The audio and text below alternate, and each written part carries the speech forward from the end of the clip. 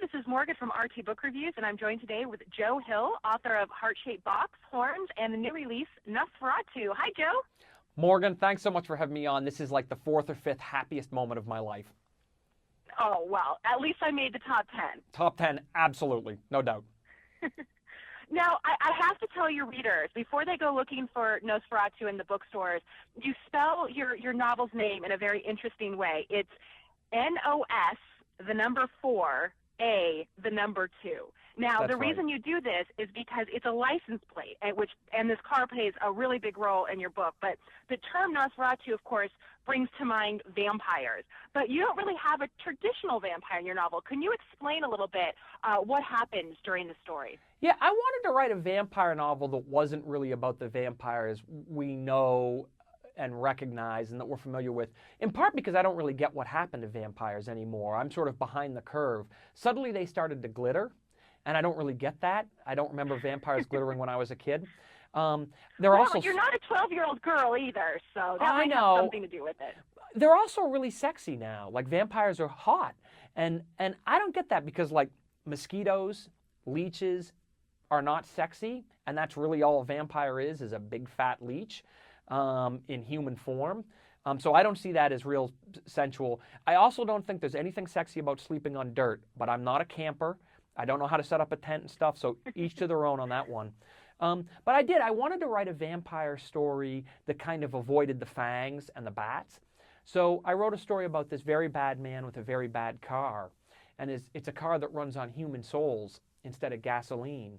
And the driver, Charles Manx III, has kept himself alive for over a century by draining the life force out of his passengers, who are usually children. So he takes these kids for a long ride, and he drains them until there's nothing left but hate and teeth. And then he dumps these kids at a nightmarish amusement park called Christmasland, where every morning is Christmas, and every night is Christmas Eve, and the fun never stops, and no one ever goes home. And so that's who Charlie is, and that's how he has survived on the roads of America for over a century. And eventually he finds himself opposed by a young woman named Victoria McQueen, who has a pretty amazing ride of her own.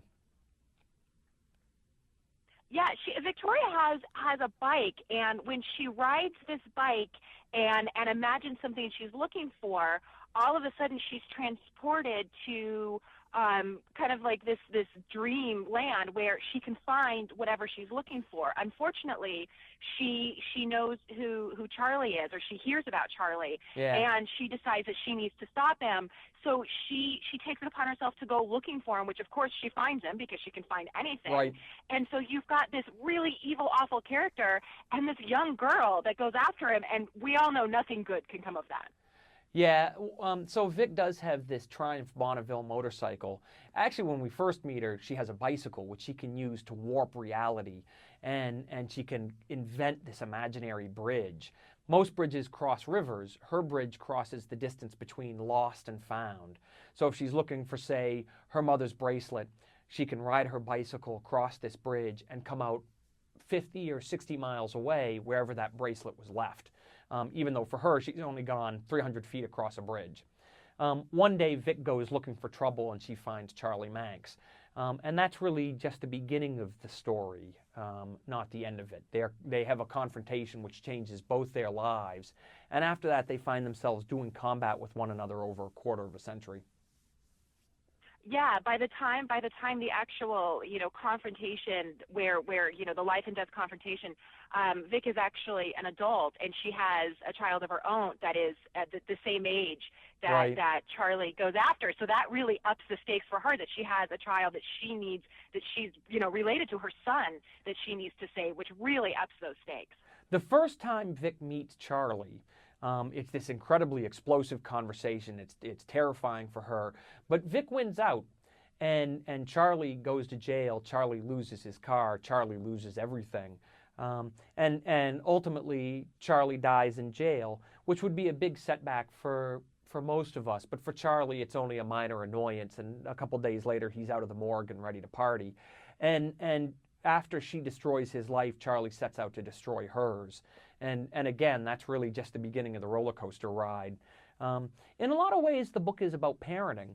Vic is a single parent. She's a reluctant but very loving mother. And I wanted to write about motherhood because, the boogeyman in the closet is scary. The monster under the bed is terrifying, but nothing is as scary as being a mom because every day there's a new opportunity for the world to damage your child. And there's only so much you can do to help them. There's only so much you can do to protect them. And I wanted to explore that. That was something I hadn't looked at in a book before that I wanted to check out. Well, I have to ask you, I love that you brought up moms because in your acknowledgments, you talk about your mom, how she is instrumental when you're plotting and thinking up ideas as somebody that you can kind of bounce ideas off of. And I know you also, your father, Stephen King, you co-wrote Throttle, a novella with him, Richard Matheson, the anthology He is Legend, and then Lock and Key with Gabriel Rodriguez. Yeah. You have a lot of experience working, with other people and kind of forming these great ideas. They're horror, but they're also mystery, and they're also, you've got all these things tied up that you do.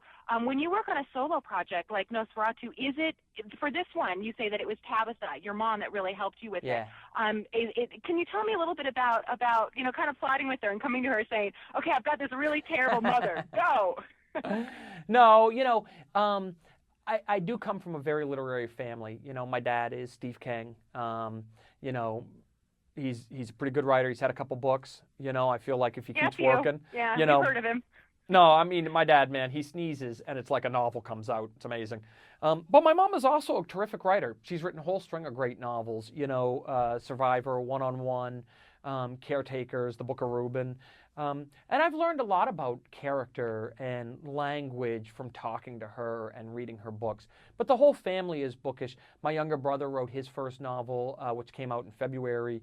It's hysterically funny. It's very much like the kind of stuff John Irving was doing when he started out, Water Method Man and The World According to Garp. Owen's wife, Kelly Braffett, she's written 2 novels. She has her 3rd novel coming out this fall.